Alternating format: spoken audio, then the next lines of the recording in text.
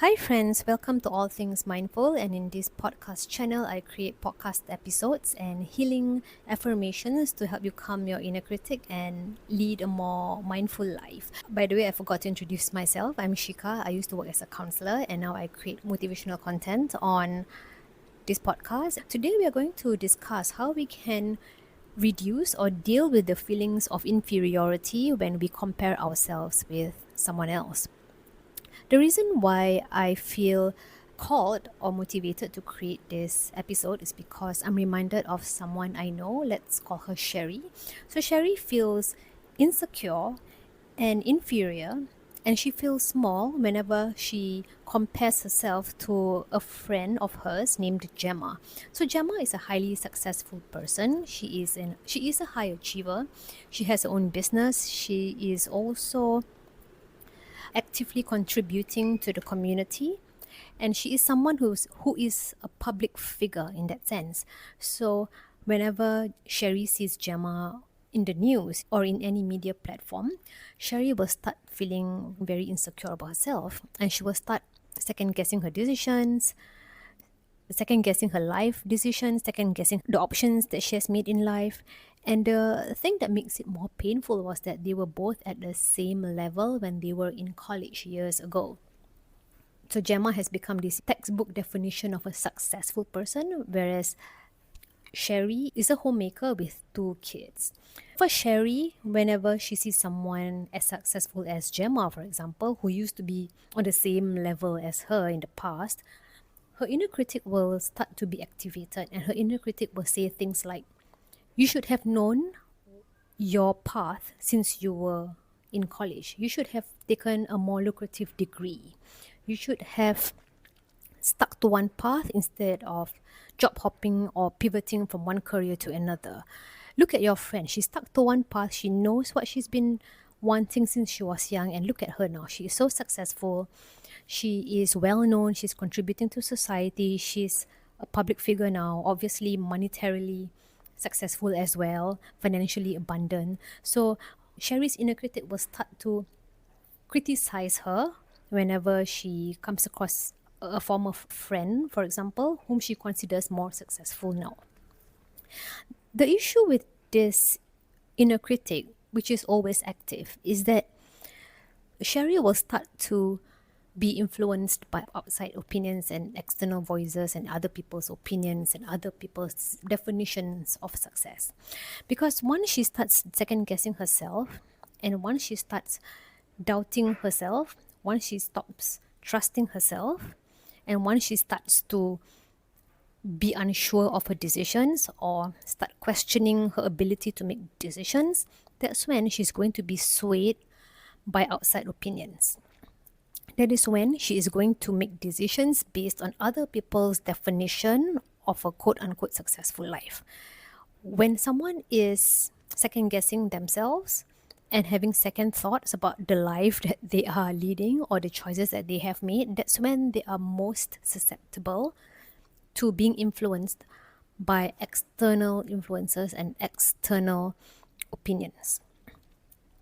That is a huge problem, because that if she follows those external opinions and external voices, that's when she is going to create a life full of inauthenticity, possibly a lot of unhappiness, and she may start feeling very not contented with her life, especially if she is going to follow someone else's cookie cutter version of success.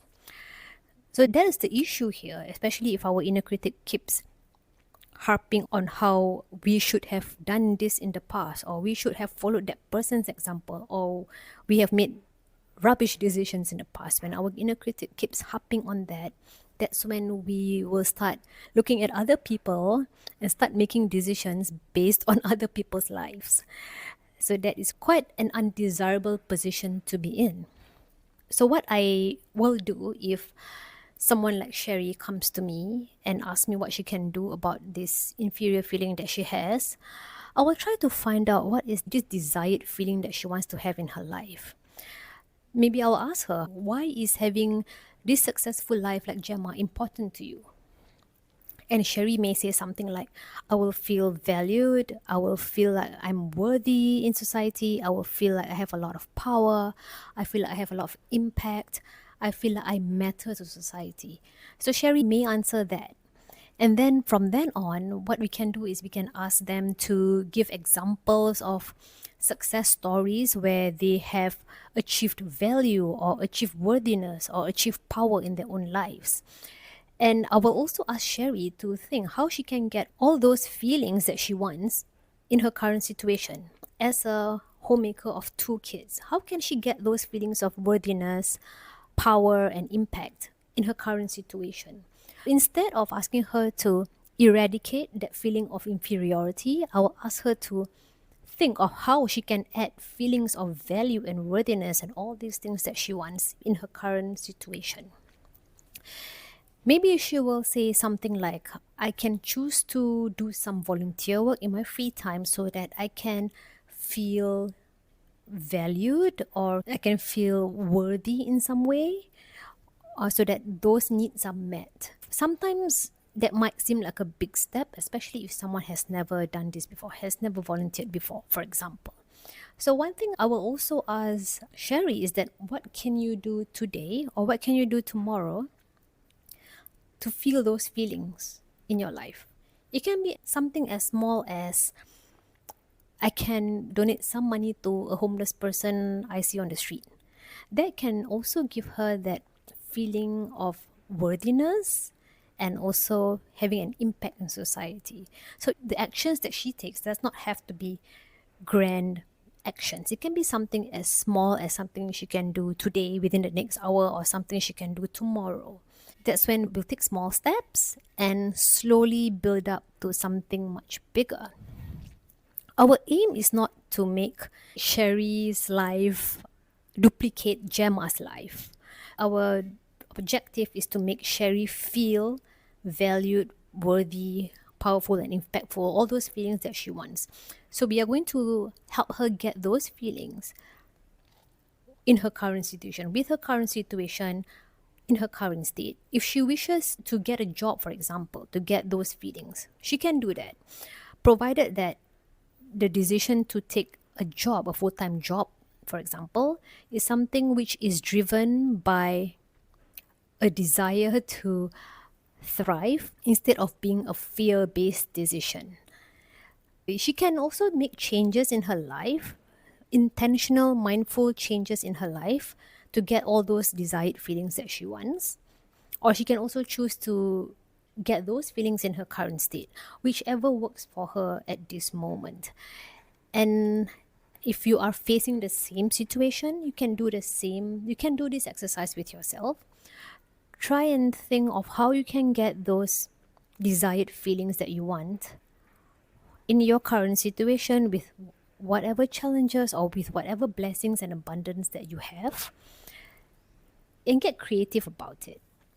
And small steps matter. It doesn't have to be big, grandiose steps. Just something you can do within the next hour, something you can do tomorrow, something you can do next week, whatever it is, something that can bring you those feelings. So I hope that has been helpful, and you can leave a comment if it has been helpful for you in any way. I will see you in my next episode.